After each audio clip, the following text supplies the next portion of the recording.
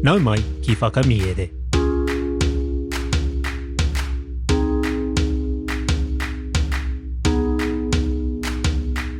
Nau mai ki whakamiere. Welcome to Whakamiere, and welcome back to Te Kirimataro Mīharo o Oz.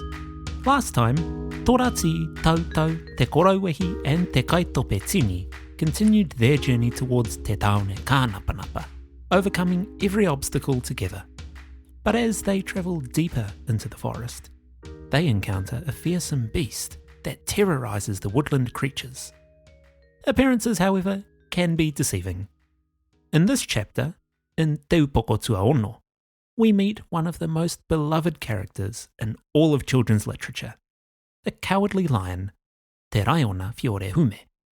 Although he looks every bit the king of beasts, he carries a secret that troubles him more than anything else. His decision to join Torati and her companions reminds us that courage isn't the absence of fear, but the willingness to keep going despite it. Let's continue on our journey through Te Kirimataro Mīharo o Oz. Kia hānea nā tēnoho, whakarongo mai e hoa mā.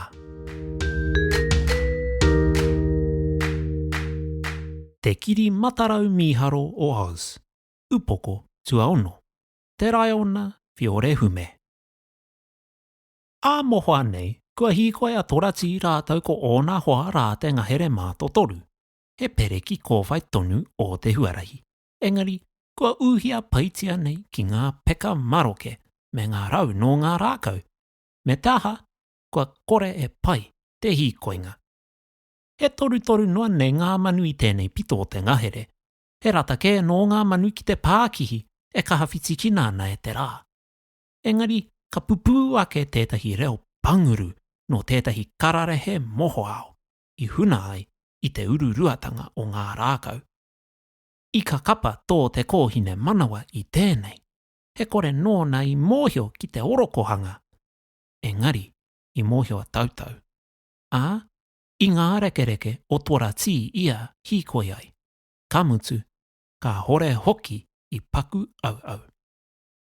Ka hia te roa, tā te tamaiti uinga ki te kaitope tini, e puta rāno he tātau i te ngahere. Aua hoki, te whakautu i puta.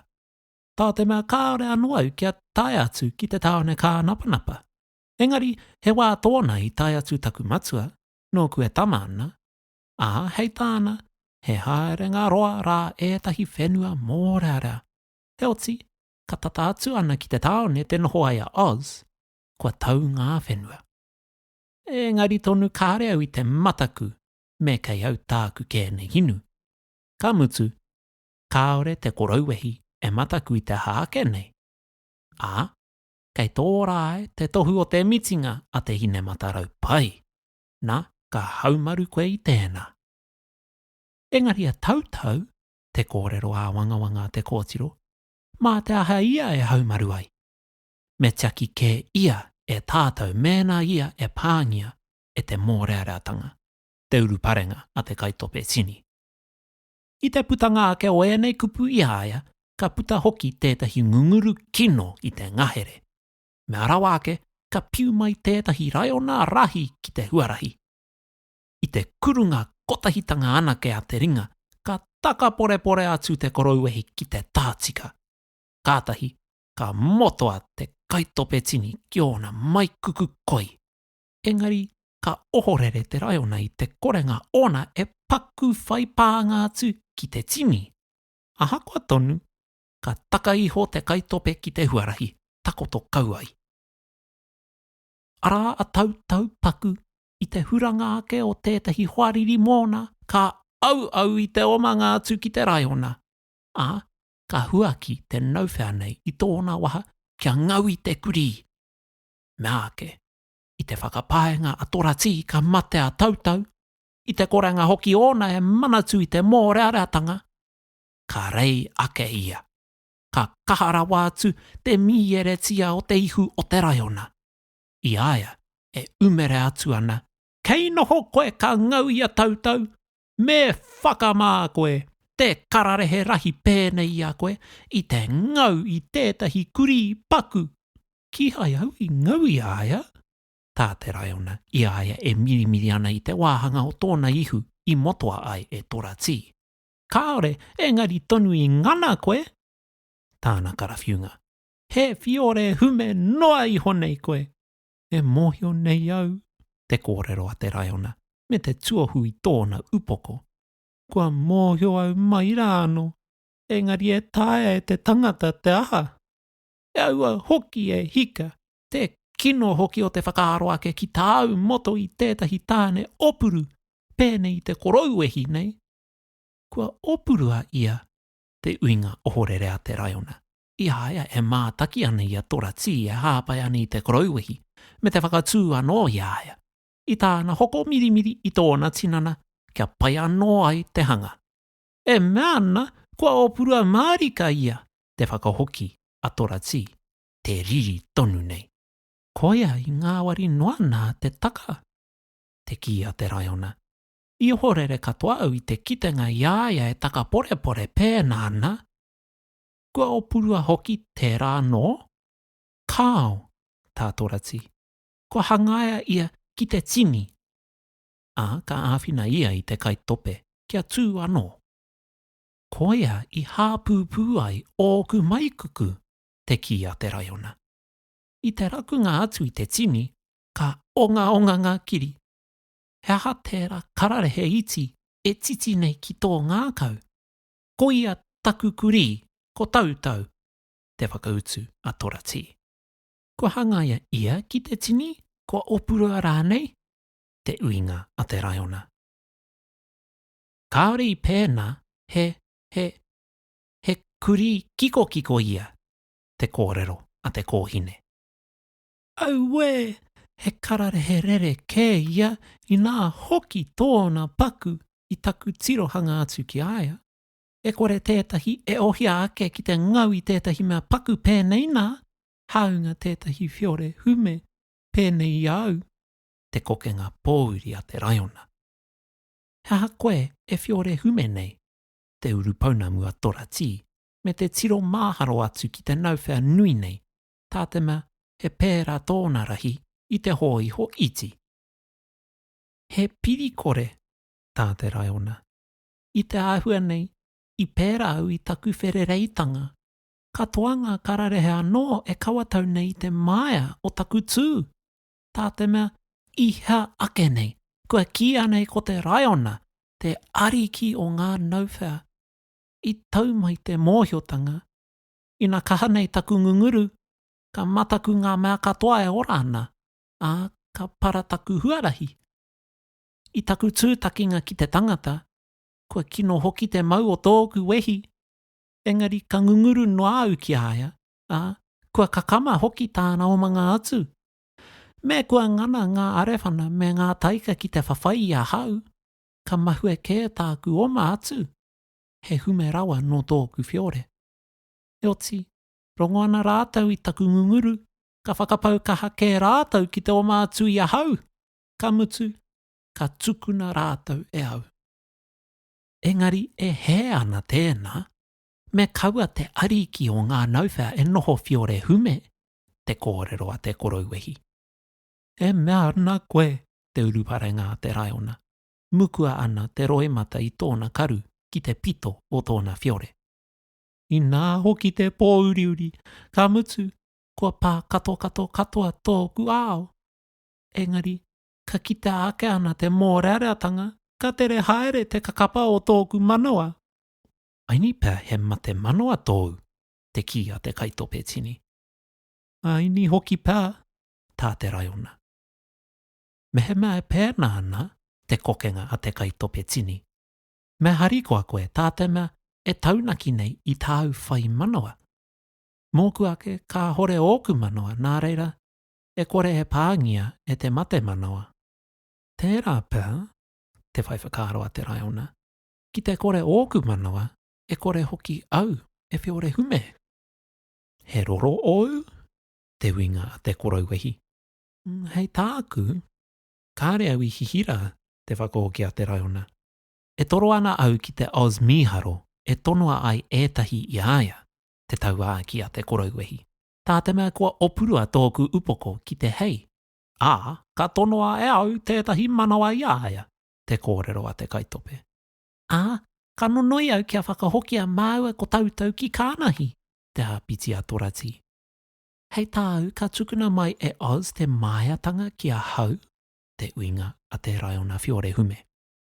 Ka pērā tonu te ngāwari I tāna tukunga mai I ngā roro, hei tā te korauehi.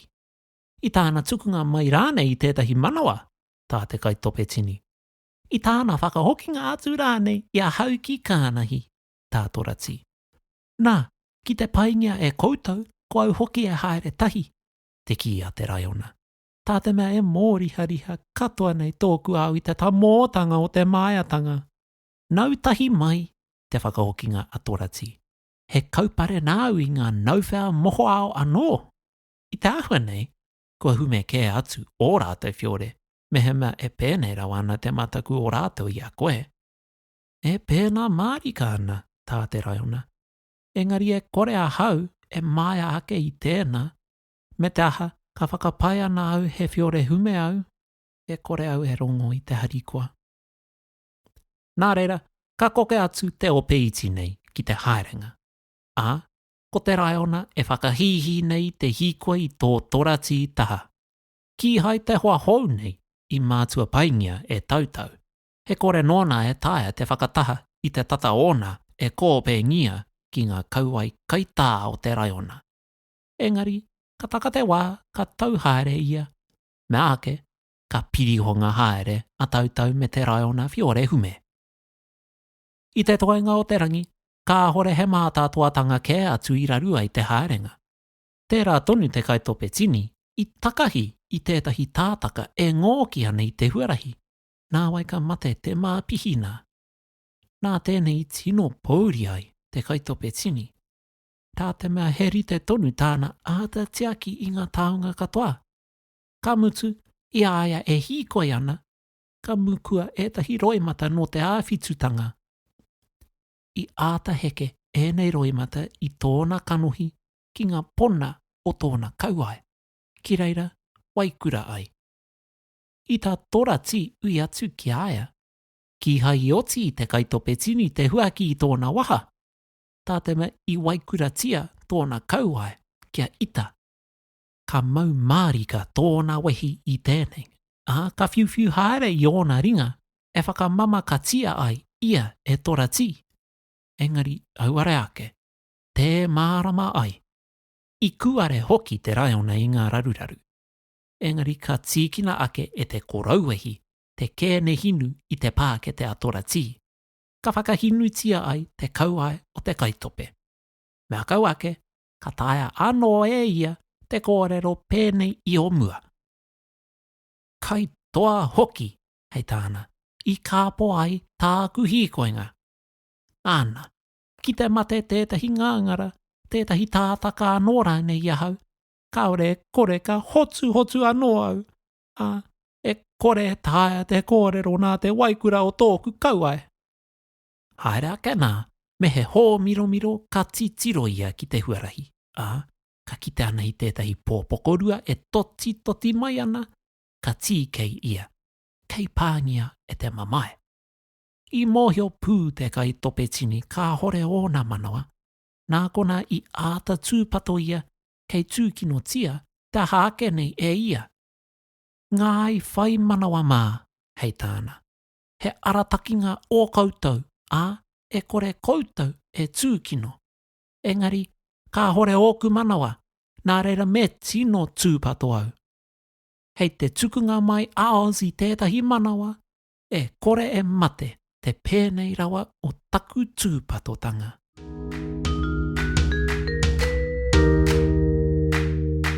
Tēnā rā koe I whakarongo mai ki Whakamiere. Thank you for listening to Whakamiere. Whakamiere is proudly independent and completely ad-free. We don't have sponsors or outside funding, so every episode is made possible through the tautoko of our whānau on Patreon. Your support helps us to continue creating high-quality Reo Māori content and bringing more Pakiwaitara to life for listeners across Aotearoa and around the world. A reminder too, if you're a kaiako or kaimahi at a kura, kohanga reo, puna reo or school in Aotearoa, we offer free access to our Patreon. simply send us an email from your staff email address at whakamiere@gmail.com and we'll send you a link. For everyone else, subscriptions start at just $6 a month and you'll receive early access to episodes, downloadable PDFs, exclusive content, access to our Reo Māori community, limited edition merchandise, and our full archive of more than 150 episodes. To all of our Patreon supporters, e nui ana te mihi. Your tautoko keeps Whakamiere going and allows us to continue sharing te reo Māori through storytelling. And if your podcast allows for ratings or reviews, we'd really appreciate you taking a moment to leave one. It helps new listeners discover the podcast. And if you know someone who loves Paki Waitara, audiobooks or te reo Māori, share your favourite episode with them. Ko taurapa au e nui ana te mihi, hei a kua nei e hoa maa.